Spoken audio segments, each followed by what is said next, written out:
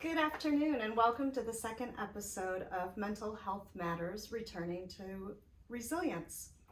As a leading provider of the highest quality evidence-based mental health services and programs for children and adolescents for 25 years, we're excited to host this series of conversations, tips, and tools and resources to support mental health of children and families. I'd like to thank the Children's Services Council of Martin County and CORE for making this prevention service possible. Our first series of Mental Health Matters focuses on returning with resilience. We expect some students to struggle as we return to in-person school and other activities this fall, and our goal with this series is to provide those tips and resources to help ease that transition back. Today we're talking about feeling overwhelmed, stressed, and worried about going back to in-person activities in school. How can we best prepare for that? And what are some of the signs of anxiety that parents and students can look for and tools to help overcome those feelings? I'd like to start by introducing our guests today. We have Dr. Alethea DuPont, who is a doctor of psychology and Tykes&Teens director of outpatient services. And we also have Marissa, who is about to enter your junior year of high school at South Fork, so that's exciting. At the same time, that's a lot going on. So thank you both for joining us today. We've been in the middle of the pandemic for over a year now, and the good news is we've started to return to more in-person activities, like I was saying, and most people will be going back to school and work and their regular routines this fall. At the same time, that could mean feelings of anxiousness after being isolated for a long period of time. Let's start with you, Alethea, talking from a parent's perspective. How can parents best support their children as we return? Well, first and foremost, you should validate their feelings. Changes can make you feel confused and upset, mad, tearful, angry, stressed out. They can even become upset or mad. Let them know that everyone reacts differently and there's no right or wrong way to react to anything. And it's okay to be upset one day and perfectly fine the next. It's your normal and you're okay and it's okay. So just validate the things that have changed and validate the fact that school may be different. Routines may be different. You might not be able to hang out with your friends the way you used to. Changes in people's behaviors and schedules might have changed. Your parents' work schedules might change. They might be acting a little different depending on where they're working and how they're working and if they're working from home. Sporting events and extracurricular activities may change at the schools, such as field trips might be canceled moving forward. And acknowledge that. Also acknowledge the changes and let children know that change can be good as it helps you learn, grow, and navigate through our environment and the systems we're embedded in. So can you give us an example of how that conversation would go with a child, your child or a parent? Well, Misty, as you know, I have 9-year-old twins, and what I've done is provided a space for them to ask questions they might have regarding returning to school.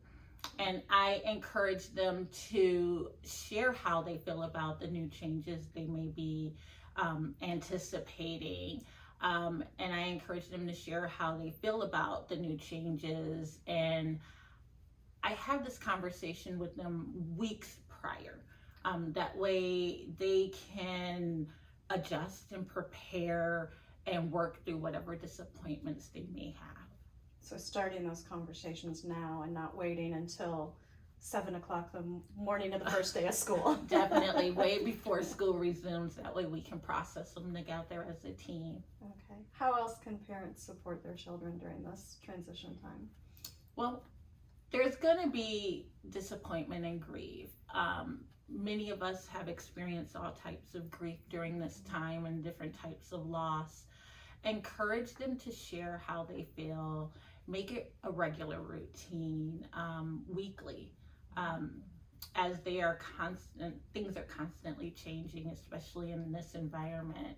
At our house, we engage in daily check-ins while driving home from school. They're in the back seat. I'm asking them what's going on at school, their successes, their disappointments, their challenges, and we process that daily, because I find that waiting until the end of the week with them doesn't work, because they're going a mile a minute and they won't remember everything by the end of the week. And we also process it at dinner time when they're sitting down and they're a little more calm after the storm of getting out of school and they're done with violin practice. They're a little more calm and their thoughts are easier to gather and process, and then they can talk to me a little better then as well. But I find weekly processing to be key. Good advice. What are some signs to look for that may tell that your child is having feelings of anxiousness or being overwhelmed? What are some signs to look for during this transition? Typical signs would be difficulty sleeping or eating, changes in their eating habits, somatic complaints like stomach aches or headaches, or just some irritability. Okay, great. So we've been looking at it from the parent's perspective, taking a look at it from the child student's perspective. What are some tools that can help them through this time? I typically will have some of my teen or more youth age clients think back to a time when they had to go through a huge event or a huge change in their life, and what they used to cope during that time and how did they get through, and if they could apply any of those coping skills to today's challenge. And I will see if any of those coping skills would relate to now. Good. Marissa, you're getting ready to go back to school, activities, starting your junior year.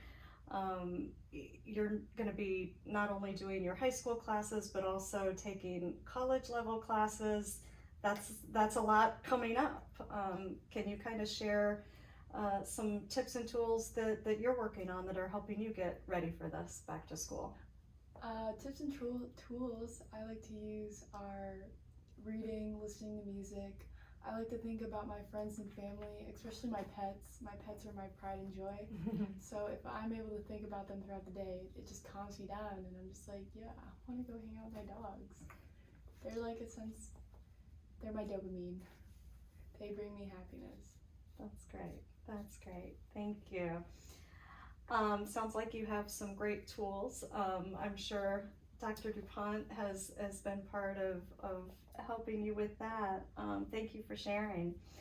And thank you again to Children's Services Council of Martin County and CORE for making this possible.